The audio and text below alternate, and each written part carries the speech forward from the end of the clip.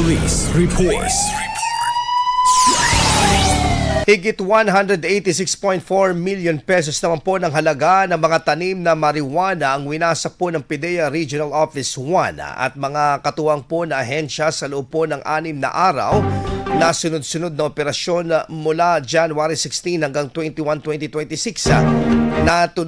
Natunton ng mga operatiba ang mga taniman sa liblib na bulubunduking lugar hanggang sa hangganan ng Ilocos Sur at Bengueta, partikular na sa Barangay Likungan, Sugpon, Ilocos Sur at Barangay Takadang, Kibungan, Bengueta, kabilang ang Mount Boa at Mount Letebana.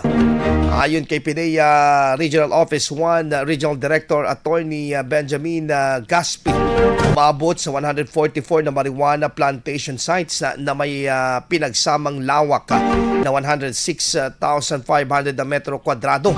Kabilang sa mga winasak ang 628,295 na fully grown marijuana plants, 211,795 seedlings at 135 na kilo ng fruiting tops.